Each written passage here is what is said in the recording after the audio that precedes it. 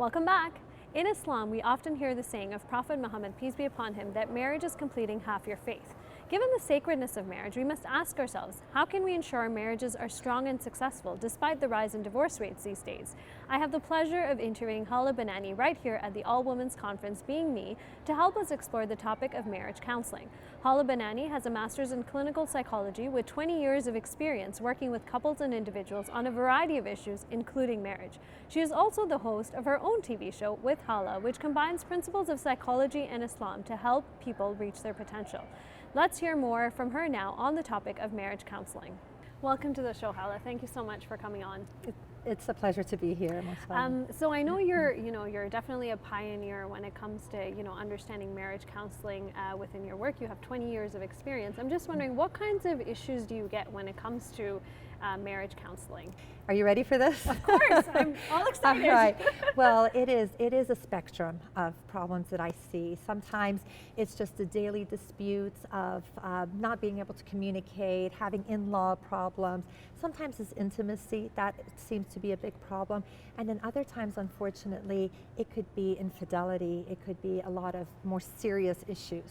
Now, this is interesting. The counseling that you target is for Muslim couples, right? But the issues that you're talking to me about are issues that I wouldn't think, especially things like infidelity, that are like you wouldn't think they'd exist in the Muslim community. So it is happening? It is happening, and it's happening with practicing Muslims, people who are praying, people who are going to the mosque. Unfortunately, we are not immune to this problem. And I think we need to stop sticking our head in the sand, pretending that our community is immune to this, because I'm seeing it. I'm seeing it on a daily basis where people have certain addictions, they're following their desires, and unfortunately it leads to a lot of issues. So we need to address it. Yeah. And what kinds of advice do you give people? Because you have your own, I know you have your own 5 Pillars of Marriage course, right, and you work directly with couples as well. So how does that, walk me through how that works? The marriage program? Yes. Okay, well this is our baby. My husband and I put it together, alhamdulillah. It took 3 years in the making. Oh, perfect. Alhamdulillah. So what it is it focuses on 5 pillars, right? And so the first one is self-development, on working on yourself. So whether you're married or not, you could get started on making yourself the person that would attract the individual you're hoping to get, right? And continuously working on yourself emotionally, psychologically, spiritually, in every aspect. So having a sense of confidence as an individual Self-esteem, person. absolutely, and this is, I think, the missing link in a lot of other programs where the focus is not so much on yourself, it's just on the relationship, but you have to be working on yourself, right? And then the second is like on friendship, how to build this amazing friendship, because that is what makes marriages last through 40, 60 years, right? And it's all about building that rapport, having quality time, how to make that person feel loved and special and a priority. So that's pillar 2. Pillar 3 is spirituality, where your connection with Allah dictates how you treat your spouse, how the fact that you're going to be accountable makes you be so cautious, and you see your spouse as the way to Jannah. So it's not just about, if he's nice to me, I'm nice to him. It's about, I want to please Allah through. Purpose. Exactly, that higher purpose. And then the 4th is conflict resolution, just knowing how to solve problems, because most people don't have a clue, right? We haven't had examples.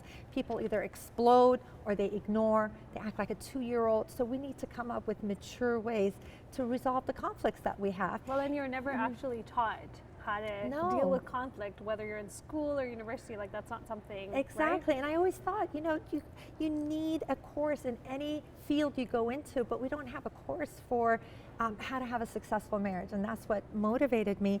And the 5th pillar is on sexuality, because this is something, it's a taboo subject, and a lot of people have not learned about it from an Islamic perspective. They may get their information from other sources, but this is in an Islamic framework, and it's in the order for a reason, that you have to have each thing in order to have that great relationship. And at what point, I know you said, you've done marriage counseling for quite some time, and obviously the course sounds very comprehensive. At what point in your career did you decide, okay, I'm going to focus on marriage counseling? From the very beginning. From the very beginning. Yeah, from the very beginning. I think one of the first client I had was a serious marriage problem that was going on. So from the very beginning, I've been treating couples, and it's been a passion of mine, and doing premarital therapy as well. I do like Skype therapy sessions with international clients, and it's interesting because regardless of where they're from, the problems are the same. Yeah. They really are. And do you ever get any non-Muslim couples as well for counseling purposes? I've had non-Muslim clients where it's someone from New Zealand, and I was like, what gets you to come to a Muslim female, muhajjaba? Exactly. And he had heard a lecture, and he said it penetrated into my heart. And That's amazing. subhanAllah. But as far as couples, I've worked mainly with Muslims, but inshallah in the future we can expand that. Well, it just sounds like the issues are so, relevant to Muslims and non-Muslims, so it seems like only a natural. Right. Well, it was interesting because I did a series for Muslim Matters. It was like short little advice on marriage, and someone wrote in, it's like, I'm not a Muslim. I don't even agree with the principles, but this information I feel like really affected me, and I feel that it could be pertinent to anyone. So, alhamdulillah. Amazing. If there's one advice that you would give to our viewers who are watching, two pieces of advice. Okay. One who maybe is a newly married couple who's, trying to figure each other out and surviving with each other, and then maybe one piece of advice to people, and I know personally a lot of couples who are going through very challenging situations, and how do they want to keep it together? What's your... The first advice is learning all about these skills, right? Learn the skills, learn how to prevent problems before you get into the marriage. I think that's why it's so important. Some individuals come in for premarital therapy, and I respect that so much because they're coming in, they're in love, they want to make it work, and that's the best time to learn because you're motivated, you think this person, yes, lovey there, and it's a perfect time to learn and apply it. So learn the skills. Learn how to prevent the problems before they occur. Now, I have to pause you here and ask. I've heard a lot about premarital therapy in an idea. What is it exactly? What do you teach rather when it comes to premarital therapy? Right. So a lot of the same material that I cover in the 5 pillars of marriage, right? So it's about learning how to continuously work on yourself, learning how to come to an agreement. How do you come to a compromise? How do you prevent things from escalating? So it's like all of the problems that may occur. I just had actually one of the volunteers said, you gave me advice last year right before I got married, and it's saved my marriage. And I said, what did I say? And she said, when it came to dealing with in-laws, you told me lower your expectation to 0, just lower it. And she said, I am now living with my in-laws, and anytime I start getting worked up or upset, I remember that, and it really calms me down. So knowing these things before you get into a problem, because usually when people come for therapy, it's an ultimatum that they have given their spouse. You either come to therapy or I'm out of here, right? And it's like maybe 10 years. So it's like on the verge of breaking. 10 years of baggage, and yes, we can overcome that. It takes a lot of effort, but not many people have the ability to forgive and let go, right? Yeah. So at that point, as far as I think you asked the question about those individuals. Yeah, who are in a situation where they're on the verge of breaking. Right. Don't give up hope, right? Because I have individuals that wrote in, this one convert said that my husband has already written out the divorce papers. And they started, watching the videos. They said, we only watched 2 or 3 videos. It's like we stopped the divorce, alhamdulillah.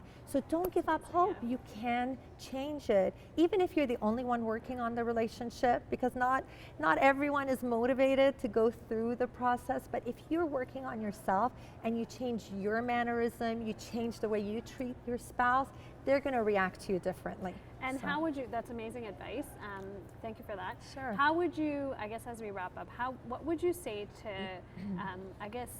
delineate some of the stigma around counseling? Because to be honest, when you throw the word, oh, we need marital counseling, right, that's equivalent of saying we need help because we're so that's it, we've given up. And you kind of don't go around publicizing, I'm seeking help.